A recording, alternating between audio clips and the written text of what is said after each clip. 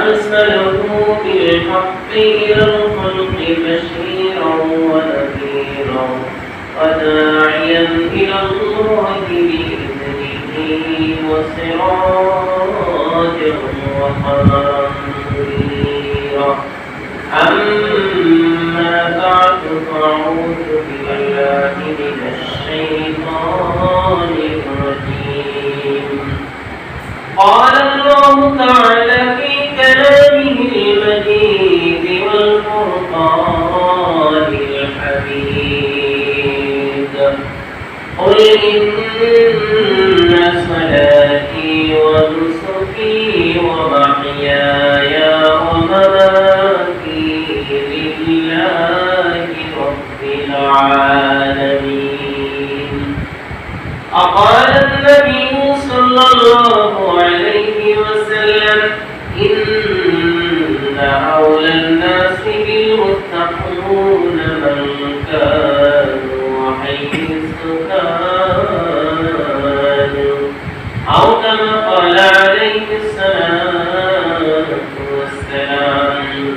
صدق الله مولانا العظيم وصدق رسوله النبي الكريم، ونحن على ذلك لمن الشاهدين والشاكرين، والحمد لله رب العالمين.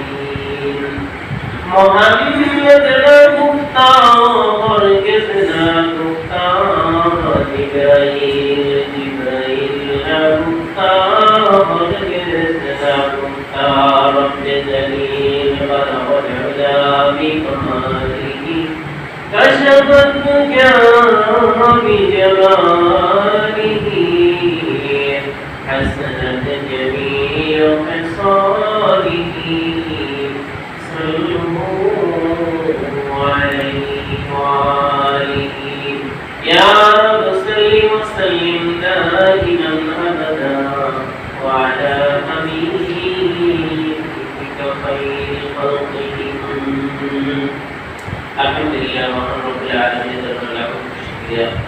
যে আল্লাহ রব্বুল আলামিন শাওয়াল মাসের শেষ জুমায় পবিত্র দিনে আল্লাহ রব্বুল আলামিন পবিত্র স্থানে দুনিয়ার সমস্ত কাজ কর্ম ব্যস্ততাকে পিছনে ফেলে আল্লাহ তাকে সারা দেওয়ার তৌফিক দান করেছেন। সেই মহান রবের দরজা থেকে শুকরিয়া আলহামদুলিল্লাহ। সে নবীর প্রতি লাখ কোটি দরুদ ও সালাম, যে নবীর উম্মত হওয়ার জন্য অন্যান্য নবী রাসূলদের উম্মতগণ ব্যাকুল প্রাইসেন, কিন্তু আল্লাহ তাআলা আমাদেরকে সৌভাগ্য দান করেছেন, সর্বশ্রেষ্ঠ নবীর সর্বশ্রেষ্ঠ উম্মত হওয়ার মতো তৌফিক দান করেছেন। সেই নবী বলিলাম দরুদ সালাম সাল্লাল্লাহু আলাইহি ওয়াসাল্লাম। আজকে পবিত্র জুমা রব্বুল আলামিন পবিত্র কোরআনে নবীর প্রতি যে আয়াতটা নাযিল করেছেন, আল্লাহ রাব্বুল আলামিন সূরাতুল আনআমের 27 নম্বর আয়াতে আল্লাহ রাব্বুল আলামিন বলেন: কুল ইন্না সালাতি ওয়া নুসুকি ওয়া মাহইয়ায়া ওয়া মামাতি। সূরাতুল মাইদা এই 27 নম্বর আয়াতে আল্লাহ তাআলা তার প্রিয় হাবিবকে নির্দেশ দিচ্ছেন যে কুল ইন্না সালাতি, হে নবী বলুন, নিশ্চয় আমার নামাজ, নিশ্চয় অনুসুকি আমার কুরবানি, আমার হিয়ায়ে আমাতি, আমার জীবন এবং আমার মরণ সবকিছু আল্লাহ রাব্বুল আলামিনের। এর সংক্ষিপ্ত তাফসীর যে আমাদের জীবন মরণ সবকিছু একমাত্র আল্লাহ তাআলার জন্যই, আমাদের সবকিছু কি একমাত্র আল্লাহ রাব্বুল আলামিনের জন্যই। এই বিষয়বস্তু নিয়ে সংক্ষিপ্ত সময়ে গুরুত্বপূর্ণ আলোচনা করার জন্য আল্লাহ তাআলা তৌফিক দান করেন। যেহেতু আমাদের যখন এই অবস্থায় থাকি, যেখানেই থাকি না কেন, কোনো অবস্থাতেই মুমিনের কোনো ক্ষতি নেই। প্রত্যেকটা সময় প্রত্যেকটা মুহূর্তেই মুমিনের জন্য লাভ আর লাভ। দেখেন পবিত্র কোরআনে যে নির্দেশ দেওয়া হয়েছে, এই নির্দেশের পরিপ্রেক্ষিতে কোরবানির সময়, পশু জবাই করার সময়, পশুর গলায় ছুরি চালানোর মুহূর্তে যে আয়াতটা পাঠ করা নবী করিম সাল্লাল্লাহু আলাইহি ওয়াসাল্লাম আমাদের জন্য সুন্নাত সাব্যস্ত করেছেন, সেটা হলো ইন্না সালাতি ওয়া নুসুকি ওয়া মাহইয়ায়া ওয়া মামাতি লিল্লাহি রাব্বিল আলামিন। এই জন্য গুরুত্বপূর্ণ আয়াতটা কুরবানি সময় সুন্নাত আমাদের জন্য নির্ধারিত করে দিয়েছেন। কেননা যে আয়াতের মধ্যে যে বিষয়বস্তু সেটা হলো যে ইবাদতের মধ্যে তো সুস্পষ্ট ইবাদত ছাড়াও সর্বসময় আল্লাহ তাআলার জন্যই সমস্ত ইবাদত, এছাড়াও অন্যান্য যা কিছু সবকিছুই আল্লাহ তাআলা ইখলাস এত গুরুত্বপূর্ণ যে ইখলাস বলা হয় যার মাধ্যমে আল্লাহ তাআলার সন্তুষ্টি অর্জন করা হয়। আর প্রত্যেক ইবাদতের উদ্দেশ্য হলো একমাত্র আল্লাহ তাআলার নৈকট্য অর্জন করা। আর আল্লাহ তাআলার নৈকট্য অর্জন করা যায় কিসের মাধ্যমে? ইখলাসের মাধ্যমে। অতএব যে ইবাদত যত ছোটই হোক না কেন তার মধ্যে যদি ইখলাস থাকে তাহলে সেই ইবাদতের মাধ্যমে আল্লাহর নৈকট্য অর্জন করে আল্লাহর সন্তুষ্টি অর্জন করা কি সহজ। এছাড়া যে ইবাদত যত বড়ই হোক না কেন তার মধ্যে যদি ইখলাস না থাকে সেই ইবাদত আল্লাহর নিকটে গ্রহণযোগ্য হবে না, সেই ইবাদতের মাধ্যমে আল্লাহর সন্তুষ্টি অর্জন করা যাবে না, সেই ইবাদতের মাধ্যমে আল্লাহর নৈকট্য অর্জন করা যাবে না। এজন্য রাসূল আকরাম সাল্লাল্লাহু আলাইহি ওয়াসাল্লামের একটা সুন্নাত একটা রাসূল আকরাম সাল্লাল্লাহু আলাইহি ওয়াসাল্লামের বাণী আল্লাহ রাসূল সাল্লাল্লাহু আলাইহি ওয়াসাল্লাম বলেন, আখলিস দীনাকা ইয়াফিকাল আমালুল কলিল। তোমার দ্বীন ধর্ম আমল তোমাদের জীবন যাপনের প্রত্যেকটা নেক আমলকে তোমরা কি করো? ইখলাসপূর্ণ করো, খাঁটি করো, নির্ভেজাল করো। সেটা যখন তার মূল নির্যাস হবে একমাত্র আল্লাহর জন্য, ইখলাসপূর্ণ হবে, তোমার ওই দ্বীন, তোমাদের ধর্ম, তোমাদের আমল কিভাবে ইয়াফিকাল আমালুল কলিল, সেই ছোট্ট আমল তোমাদের নাজাতের জন্য কিভাবে যথেষ্ট হবে। ছোট্ট আমল কিন্তু সেটা যদি ইখলাসপূর্ণ হয়, লিখা একমাত্র আল্লাহ তাআলার জন্যই হয়, তাহলে সেটাই আমাদের জন্য নাজাতের জরিয়া হয়ে যাবে। এজন্য দেখেন কুরবানি একটা আরবি শব্দ, এর অর্থ হলো এমন বস্তু যে বস্তুর মাধ্যমে আল্লাহর নৈকট্য অর্জন করা যায়। আর যে পশু মাধ্যমে কি করা হয়? আল্লাহর নৈকট্য অর্জন করা হয়। তাহলে সেই পশু সেটা যদি ছোট হয় তার মধ্যে ইখলাস থাকে তাহলে আল্লাহর সন্তুষ্টি অর্জন করে। আর সেই কোরবানি পশু বড় বিশাল, কিন্তু তার মধ্যে যদি ইখলাস না থাকে তাহলে তার দ্বারা কি হবে না? আল্লাহর সন্তুষ্টি অর্জন করে না। হযরত আদম আলাইহিস সালামের যে দুইজন সন্তানের কথা আমরা শুনি, হাবিল এবং কাবিল। হাবিল এবং কাবিল হযরত আদম আলাইহিস সালামের প্রাথমিক প্রথম দিকের সন্তান। তখন তো হাওয়া আলাইহিস সালাম এবং আদম আলাইহিস সালামের দুনিয়াতে প্রথম যুবক। এদের থেকে আল্লাহ তাআলা কি করেছেন? দুনিয়াতে আদম সন্তানের বংশ বিস্তার করেছেন। বংশ বিস্তার করলে তাদের মধ্যে তো বৈবাহিক অবস্থা লাগবে, বিবাহ হয়। তখন তো অন্য কোনো পুরুষ নাই, অন্য কোনো মহিলা নাই, অন্য কোনো আত্মীয়তার বন্ধন নাই, নিজের সন্তান এদের মধ্যে কিভাবে বিবাহ হবে? আল্লাহ রাব্বুল আলামিন তার একটা সুন্দর ফয়সালা করে দিলেন যে হযরত হাওয়া আলাইহিস সালামের থেকে জোড়ায় জোড়ায় সন্তান হতো। সেই জোড়া ছিল, জনস ছিল একটা ছেলে একটা মেয়ে। যেই জনস, যেই গর্ভে, যেই সময় ছেলে মেয়ে একসাথে জন্ম নিত তাদের মধ্যে বিবাহ হারাম ছিল, তার মধ্যে সন্তান। এরপরে স্টেপে যেই ছেলে মেয়ে একসাথে হতো এই পূর্বের ছেলে মেয়ের সাথে তাদের বিয়ে। সেই হিসাবে হাবিলের সাথে ছিল আকীল। স্বাভাবিকভাবে আকীল ছিলেন সুন্দরী, রূপবতী, পরম সুন্দরী। কিন্তু কাবিল তার সাথে জন্ম নেওয়া এই আকীমা যেটা বিয়ে করা হারাম, কিন্তু সুন্দরী হওয়ার কারণে তাকে বিয়ে করার জন্য সে পাগল খায়। আল্লাহ তাআলা এর ফয়সালা তো দিয়েছেন, তা মানতেছে না। না মানার কারণে হযরত আদম আলাইহিস সালামের মাধ্যমে আল্লাহ তাআলা ফয়সালা দিয়েছিলেন যে এই দুইজন হাবিল এবং কাবিল কি করবে? আল্লাহ তাআলা এই বিধানের ফয়সালার জন্য তারা কি করবে? কুরবানি করবে। এই কুরবানির ইতিহাসে সর্বপ্রথম করবে। এই কুরবানির মাধ্যমে তারা তাদের যে নিজের অবস্থান আল্লাহ তাআলার বিধানকে সুস্পষ্ট করার জন্য আল্লাহ তাআলা এই হুকুম দিলেন কুরবানি। সেটা আল্লাহ রাব্বুল আলামিন বলেন ফাররাদা কুরবানা ফাতুকবিলা মিন আহাদিহিমা ওয়া লাম ইয়াতাকাব্বাল মিনাল আখার। আল্লাহ রাব্বুল আলামিন বলেন যখন তারা দুজন কুরবানি করলো, আল্লাহ রাব্বুল আলামিন তাদের একজনের কুরবানি কবুল করলেন, ওয়ালাম ইয়াতাকাব্বাল মিনাল আখার, অপরজনের কুরবানি আল্লাহ রাব্বুল আলামিন কবুল করলেন না। কেন? কাবিলের যে দুম্বা ছিল সুস্বাস্থ্যের অধিকারী, সুন্দর স্বাস্থ্যবতী, সে তোমার থাকার কারণে সামর্থ্যবান থাকার কারণে সে বড় দুম্বা কুরবানি করলো।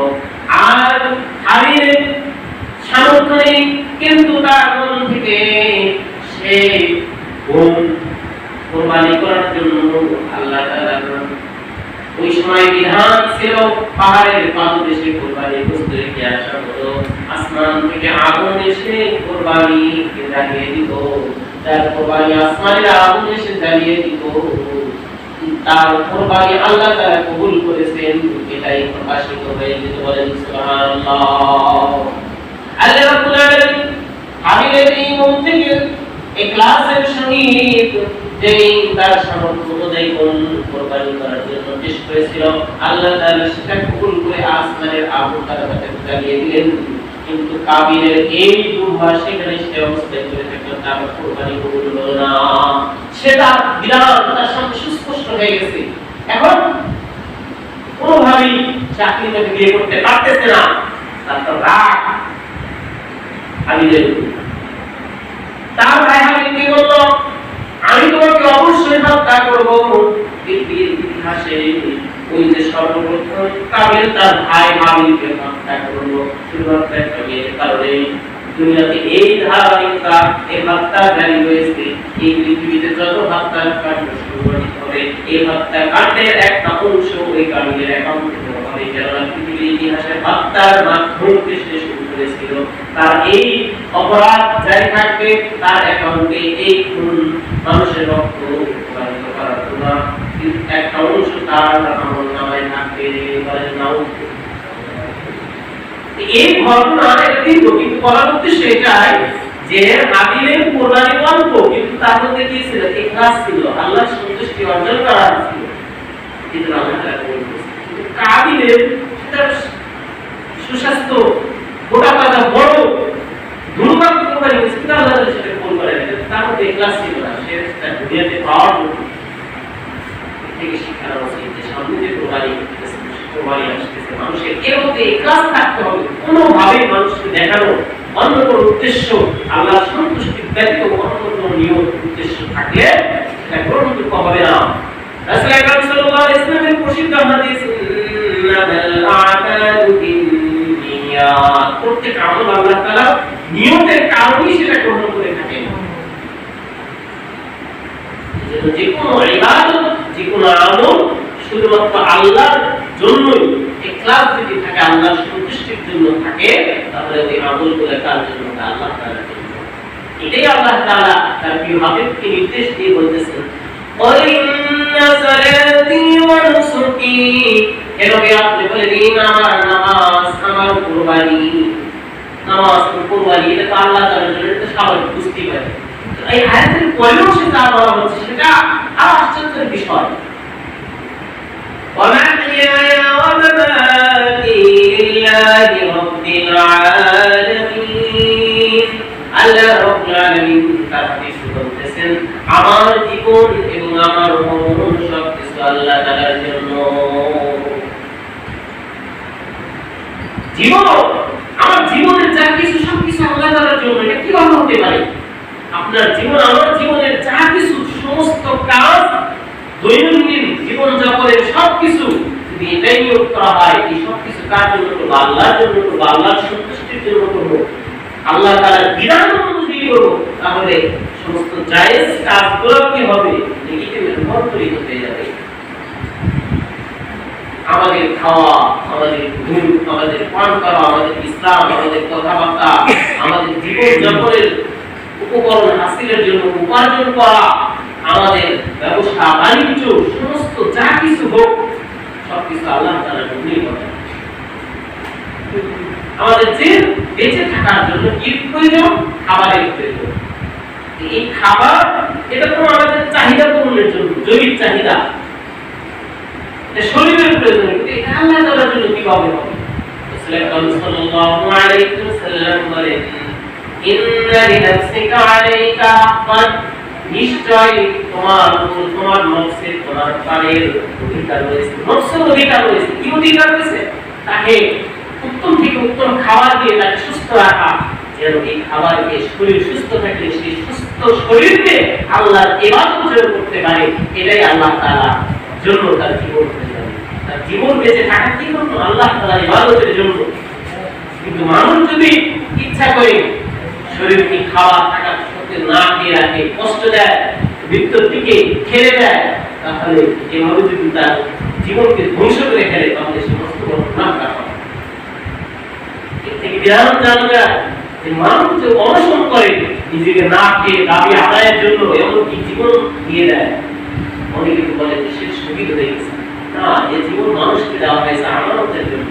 সে আমানতের ইবাদত করতে হবে, তাকে জীবিত রাখতে হবে। তার জীবনকে এমন অবস্থায় বিপন্ন করা যাবে না যেখানে জীবন কঠিন থেকে কঠিন, নিজের জীবন ধ্বংস হয়ে যায়, তার প্রান্তে পৌঁছে যায়, সেখান থেকে কখনোই নিজের জীবনকে সেদিকে ফেলে দেওয়া যাবে না।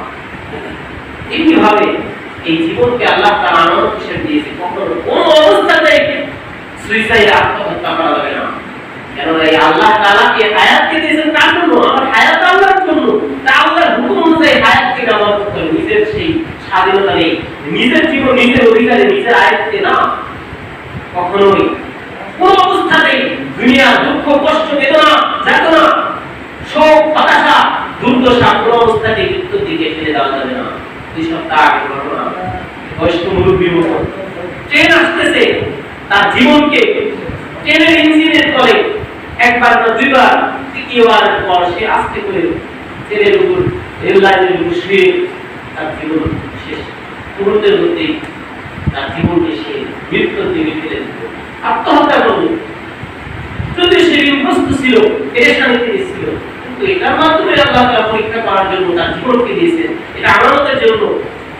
চাইলে কিন্তু কখনো কোনো অবস্থাতে, যে কোনো বয়সেরই হোক, সে ছিল বয়স্ক, বৃদ্ধ, তেমনি ভাবে উঠতি বয়সের কিশোর, যুবক, যুবতী, তরুণ, তরুণী নিজের জীবনকে সুইসাইড করতেছে। কঠিন একটা গুনাহ, যে গুনাহ থেকে ফিরে আসার কোনো সুযোগ নেই, তওবা করার সুযোগ নেই। নিজের ব্যাপারে সচেতন হওয়া, অন্যদেরকে সচেতন করা, এবং কেউ যেন ডিপ্রেশনে ছিলেন, কেউ যদি ডিপ্রেশনে থাকে, হতাশাগ্রস্ত থাকে, টেনশনে থাকে, তাকে সেই অবস্থা থেকে মানুষের দায়িত্ব ফিরে আনা। যে কথা বলতেছিলাম, আমার জীবন কার জন্য হবে? আল্লাহ তাআলার জন্য হবে। এই জীবনকে আল্লাহ তাআলা দিয়েছেন, সাথে সাথে রিজিক দিয়েছেন। সেই দিকে নিজেকে চিন্তা করতে হবে, আল্লাহর হুকুম, রাসূলের সুন্নাত। কেননা রাসূল সাল্লাল্লাহু আলাইহি ওয়াসাল্লাম নিজেও আহার করেছেন, বাজারে গিয়েছেন, বিবি ভালো বাচ্চা ছিল। তিনি যখন বাজারে যাইতেন, বিরোধীরা আপত্তি করলে কেমন রাসূল, কেমন নবী, আমাদের মধ্যে জীবন যাপন করে, তিনি আমাদের মধ্যে খাবার খায়, বাজারে যায়, তার স্ত্রী রয়েছে, তিনি কেমন নবী। বিরোধীদের প্রশ্নের উত্তরে আল্লাহ তারা হাবিবের মাধ্যমে জানাই দিলেন, তিনি বলেন এমন নবী তোমাদের মধ্যে থেকে মানুষ হিসাবে, মানুষের মধ্যে থেকে নবী হিসাবে তাকে প্রেরণ করা হয়েছে, যেন তোমরা বুঝতে পারো নবী অন্য কোনো সৃষ্টি, অন্য কোনো অভিনেতা তৈরি করা হয়নি। তাদেরকে ফেরেশতার মধ্যে নিষ্পাপ করে, তাদেরকে ফেরেশতার মতন নূর দ্বারা সৃষ্টি করা হয় নাই, বরং ফেরেশতা যেরকম নূরের তৈরি, কিন্তু মানুষের মধ্যে থেকে আল্লাহ তাআলা মানুষ হিসেবে নবীদেরকে পাঠিয়েছেন, তারা হলো মাটির তৈরি। কেননা মাটির তৈরি যে মানুষ, তাদেরকে আহারের প্রয়োজন রয়েছে, তাদের জীবন আছে, তাদের মরণ রয়েছে, তাদের জীবন সাথী থেকে সবকিছু মানুষের মতন কোনো পার্থক্য নাই। এই জন্য আল্লাহ তাআলা তার নবীদেরকে, রাসূলদেরকে মাটি দ্বারা তৈরি করে মাটির মানুষের সাথে মানুষদেরকে ইবাদতের জন্য, মানুষদেরকে সত্যকে প্রদর্শন করার জন্য দুনিয়াতে পাঠাইছেন। এই নিয়ম যদি করে রাসূলের সুন্নাত হিসাবে আমি আমল করব, খাবার খাওয়ার সময় বিসমিল্লাহ বলা, এটা সুন্নাত, এটা কোনো মন্ত্র নয়, এটা এই জন্য সুন্নাত। যখন সে চিন্তা করবে যে আমি যে আহার করতেছি এই আহারটা কার দান? আল্লাহ তাআলার দান। আল্লাহর দিকে মনোনিবেশ করবে, আল্লাহর ধ্যান চিন্তা করে যখন আহার সম্পন্ন করবে, খাবার খাওয়ার পরে দোয়া করবে আলহামদুলিল্লাহিল্লাযী আত'আমানা ওয়া সাকানা ওয়া জা'আলানা মিনাল মুসলিমিন। তখন এই খাবারটা সম্পূর্ণ ইবাদতের মধ্যে রূপান্তরিত হয়ে যাবে। এই যে খাবার খেলে জীবনের আরেকটা অংশ রয়েছে, জীবনকে আল্লাহ তাআলা একটা সময় ইসলামের জন্য ঘুমের ব্যবস্থা করে দিয়েছেন। এই ঘুমটাও হবে আল্লাহ তাআলার জন্য, এই ঘুমটাও হবে ইবাদতের জন্য। কেননা রাসূল আকরাম সাল্লাল্লাহু আলাইহি ওয়াসাল্লাম বলেন, ইন্না লিআইনিকা আলাইকা হাক্কান, নিশ্চয় তোমার চোখে তোমার চোখের হক রয়েছে, অধিকার রয়েছে। এই চোখকে বিশ্রাম দিতে হবে কিভাবে? ঘুমের মাধ্যমে। সারাদিন আপনার দেহ মেশিন চলতেছে, না কোনো সার্ভিসের প্রয়োজন পড়তেছে, না এর কোনো মেরামতের প্রয়োজন পড়তেছে। এর জন্য কি করতে হবে? নির্দিষ্ট একটা সময় ঘুমের প্রয়োজন রয়েছে, তাকে কি করতে হবে? বিশ্রাম দিতে হবে। এই ঘুমটা আল্লাহ তাআলার জন্য হবে, এই ঘুমটা ইবাদত করতে কোনো ক্ষতি নাই। ঘুমন্ত অবস্থায়, জাগ্রত অবস্থায় সবকিছু আল্লাহ তাআলার জন্য হবে। তেমনি ভাবে আপনার পরিবারের জন্য যে উপার্জন করা, এটাও ইবাদত। রাসূল আকরাম সাল্লাল্লাহু আলাইহি ওয়াসাল্লামের একটি হাদিস, কাসবুল হালাল ফারিদান বা'দাল ফারিদা, হালাল উপার্জন করা আল্লাহ তাআলা অন্যান্য সমস্ত ফরজের পরে এটাও সবচেয়ে বড় একটা ফরজ। বলেন সুবহানাল্লাহ। আল্লাহর হুকুম পালন করার পরে আপনি আপনার পরিবারের জন্য, নিজের জন্য, পরিবারের জন্য ইবাদত উপার্জন করা, এটা একটা ইবাদত। তাহলে ব্যবসা বাণিজ্য থেকে নিয়ে শুরু করে লেখাপড়া সবকিছু আল্লাহর ইবাদতের জন্য হয়ে থাকে। এখন জীবনটা আল্লাহ তাআলার জন্য, মৃত্যু কিভাবে আল্লাহ তাআলার জন্য হবে? অমামাতি আয়াতের শেষে এসে বলা হয়েছে অমামাতি, মৃত্যু আল্লাহ তাআলার জন্য। মৃত্যু কিভাবে আল্লাহ তাআলার জন্য? যদি সুযোগ আসে, প্রয়োজন পড়ে, দেশ জাতি ধর্মের জন্য, ইসলামের জন্য জিহাদ করতে করতে, যুদ্ধ করতে করতে জীবনকে বিলিয়ে দিবে। আর যদি সে সুযোগ না হয়, আল্লাহ তাআলা যখন যে অবস্থায় লিখতে দিয়েছে সেটা অপেক্ষা করবে। কখনোই মৃত্যু কামনা করা যাবে না। কিন্তু রাসূল আকরাম সাল্লাল্লাহু আলাইহি ওয়াসাল্লাম এই দোয়াটা পড়ার জন্য উৎসাহ দিয়েছেন, আল্লাহুম্মা মা কানাতিল হায়াতু খায়রান লি ওয়া তাওফানি ইযা কানাতিল ওয়াফাতু খায়রান লি। আল্লাহুম্মা আল্লাহ হায়াতকে, আমার জীবনকে জীবিত রাখেন যতক্ষণ পর্যন্ত আমার হায়াত, আমার বেঁচে থাকা, আমার প্রাণ, আমার জীবন্ত থাকি আমার জন্য উপকারী হবে। তাওফানি, আমাকে মৃত্যু দান করেন যখন আমার মৃত্যুটা আমার জন্য উপকারী হবে।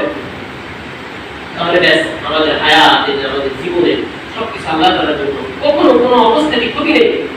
আনন্দের সময় কি বলবো? আলহামদুলিল্লাহ। জীবনে কখনো হতাশা, দুঃখ, শোক, দুঃসংবাদ আসতে পারে, তখন ইন্না লিল্লাহি ওয়া ইন্না ইলাইহি রাজিউন ধৈর্য ধারণ করবে। এই ধৈর্য ধারণ করার ফল রয়েছে এবং পুরস্কার রয়েছে। আল্লাহ রাব্বুল আলামিন বলেন, ইন্নামা ইউওয়াফাস সাবিরুনা আজরাহুম বিগাইরি হিসাব। ইন্নামা ইউওয়াফাস সাবিরুন, যে যারা ধৈর্য ধারণ করে বিপদাপদে, তাদের জন্য মহা প্রতিদান রয়েছে। বিগাইরি হিসাব, বেহিসাব তাদের জন্য প্রতিদান রয়েছে। সুবহানাল্লাহ। তাহলে আমাদের যে কোনো অবস্থাতে আল্লাহ তাআলা জরুরি ভাবে আমাদের জীবন, আমাদের মরণ সবকিছু আল্লাহ রাব্বুল আলামিনের জন্য। যখন আমাদের জীবনটা পরিচালনা করা হবে সুন্নাত অনুযায়ী, তখন সেটা আল্লাহ এবং আল্লাহর রাসূলের সবচেয়ে প্রিয় হবে, সবচেয়ে কাছে হবে। সুন্নাত অনুযায়ী জীবন যাপন করা রাসূলের নিকটবর্তী হওয়ার মাধ্যমে। রাসূল আকরাম সাল্লাল্লাহু আলাইহি ওয়াসাল্লামের সাহাবাদের মধ্যে সবচেয়ে প্রিয়তম অন্যতম একজন সাহাবা ছিলেন মুআয ইবনে জাবাল রাদিয়াল্লাহু তাআলা আনহু।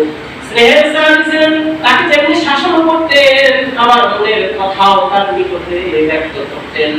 এই জালিলুল কদর সাহাবা কে রাসূল আকরাম সাল্লাল্লাহু আলাইহি ওয়াসাল্লাম নবম হিজরির সময় ইয়ামান বিজয়ের পরে সেই ইয়ামানের অধিবাসীদের জন্য গভর্নরের প্রয়োজন ছিল, প্রশাসক প্রয়োজন ছিল, তাদেরকে শাসন করার জন্য শাসনকর্তার প্রয়োজন ছিল। এর সাথে সাথে তাদের নিকট ইসলাম প্রচার করার জন্য, তাদেরকে মাসাইল ইসলামিক শিক্ষায় শিক্ষিত করার জন্য, তাদেরকে শরীয়ত বোঝানোর জন্য এমন একজন লোক প্রয়োজন ছিল, তিনি শাসনকার্য পরিচালনা করবেন, সাথে সাথে ধর্মীয় বিধিবিধান তাদের নিকটে প্রচার করবেন। এই হিসাবে রাসূল আকরাম সাল্লাল্লাহু আলাইহি ওয়াসাল্লামের মুআমিনের দৃষ্টি তার পছন্দ হয়ে গেল। মনোনয়ন করলেন সেই সাহাবী মুআয ইবনে জাবাল রাদিয়াল্লাহু তাআলা আনহুকে। মুআয ইবনে জাবাল রাদিয়াল্লাহু তাআলা আনহুকে বললেন, তুমি প্রস্তুতি গ্রহণ করে নাও, রেডি হয়ে যাও। তিনি প্রস্তুতি গ্রহণ করে আসার পরে তিনি রাসূল আকরাম সাল্লাল্লাহু আলাইহি ওয়াসাল্লামের সাথে এমন অবস্থায় মদিনা থেকে বিদায় নিচ্ছেন যে মুআয ইবনে জাবাল রাদিয়াল্লাহু তাআলা আনহু ছিলেন ঘোড়ার উপর বসা। আর সেই ঘোড়ার লাগামটা ছিল আমার আপনার নবী, বিশ্ব নবী, নবীদের সর্দার আখেরি নবী হযরত মুহাম্মদ মুস্তাফা সাল্লাল্লাহু আলাইহি ওয়াসাল্লাম। সেই ঘোড়ার লাগাম ধরে ধরে মুআয ইবনে জাবাল রাদিয়াল্লাহু তাআলা আনহুকে মদিনা থেকে বিদায় দিচ্ছেন। আর বিদায় দেওয়ায় তিনি জানতে পেরেছিলেন আর দুনিয়াতে বেশি দিন বাঁচবেন না।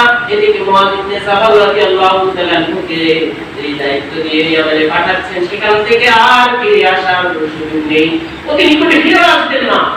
তিনি জানতে পেরেছেন আর বেশি দিন থাকবেন না।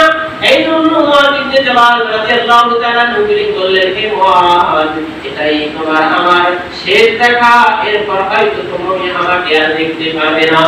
এতক্ষণ মুআয ইবনে জাবাল রাদিয়াল্লাহু তাআলা আনহুর মতন জীবন উৎসর্গকারী সাহাবা তিনি এতক্ষণ পর্যন্ত স্থির ছিলেন, কিন্তু যখন শুনতে পেলেন এরপর তোমার সাথে আর দেখা হবে না, তুমি আমাকে আর দেখতে পাবে না, তিনি কান্না শুরু করে দিলেন। অশ্রুসজল চোখ দিয়ে তিনি সংবরণ করতে পারলেন না। এ দেখে আমার নবী, দয়ার নবী, তিনি কান্না করতেছেন, মুআয ইবনে জাবাল কান্না করতেছেন। মুআয ইবনে জাবাল রাদিয়াল্লাহু তাআলা ঢুকে ডেকে মদিনার দিকে মুখ ফিরে আমার নবী, দয়ার নবী, বিশ্ব নবীজিকে বলতেছেন, ইন্না আওলান নাসি বিল মুত্তাকুন মান কানু হাইয়ু কানু।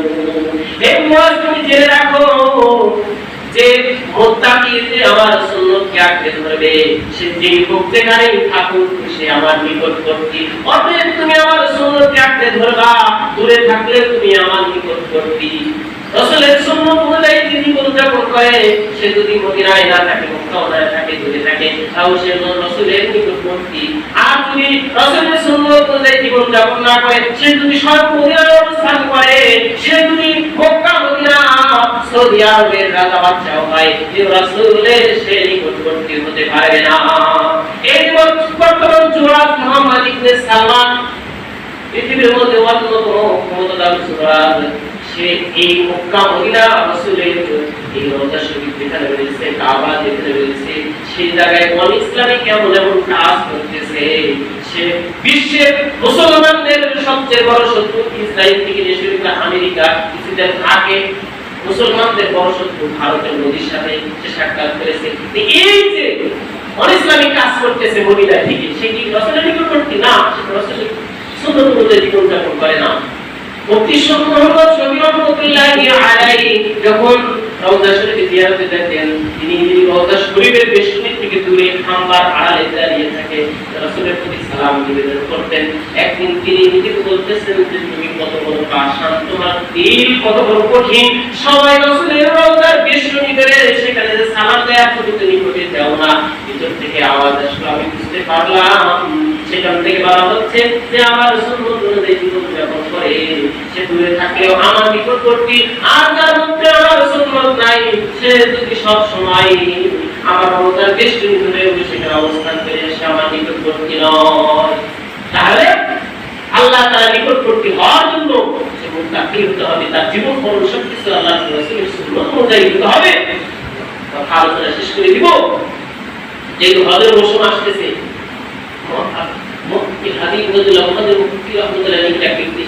আমার তো সামর্থ্য নাই, সবাই হজ করতে যাচ্ছে, আমি তো হজ করতে যেতে পারছি না। বললেন যে তোমার সামর্থ্য নাই, নাকি আল্লাহ তাআলা কি শুধু মক্কা মদিনায় রয়েছে নাকি সবখানে রয়েছে? আল্লাহ তাআলা যদি সবখানে থাকে আর তোমার সামর্থ্য অনুযায়ী যদি তুমি হজ করতে না পারো, তাহলে আল্লাহ তাআলা তোমাকে মাফ করবে না, তোমাকে আল্লাহ তাআলা বঞ্চিত করবেন না। আল্লাহ তাআলা আফসোসের কারণে এর চেয়ে বেশি উত্তম কি দিবেন, তোমার সাজা দিবেন, প্রতিদান দিবেন। একটা ঘটনা বলে গেল, শেষ করব। আব্দুল্লাহ ইবনে মুবারক রাহমাতুল্লাহ আলাইহি তাআলা কি বলেছিলেন, তিনি দুনিয়া থেকে বিদায় নেওয়ার পরে তার শিষ্য দেখি তাকে স্বপ্নে দেখলেন। স্বপ্নে জিজ্ঞেস করলেন, আল্লাহ তাআলা আপনার সাথে কেমন আচরণ করতেছেন? তিনি বললেন, আল্লাহ তাআলা আমার সাথে দয়া আর আচরণ করতেছেন, মেহেরবানি করে আমার মর্যাদা বৃদ্ধি করে কিন্তু আমার পাশের বাড়ির কামারকে আল্লাহ তাআলা যে মর্যাদা দিয়েছেন, তাকে যে শ্রেষ্ঠত্ব দিয়েছেন, সেটা আমি পাই নাই। কেননা সে কামার হওয়া সত্ত্বেও যখন মুয়াজ্জিন আযান দেওয়ার সময় বলে হাইয়া আলাস সালাহ, আসুন আমাদের দিকে, হাইয়া আলাস সালাহ বলার সাথে সাথে এই কামারের হাতুড়ি মাথার উপর উঠে গেছে। হাইয়া আলাস সালাহ নামাজের দিকে আহ্বান করা হয়েছে, সেটা হাতুড়িকে লোহার দিকে সামনে না ফেলায়া পিছনের দিকে হাতুড়ি ফেলায়া তিনি তৎক্ষণাৎ নামাজের জন্য চলে যাইতেন।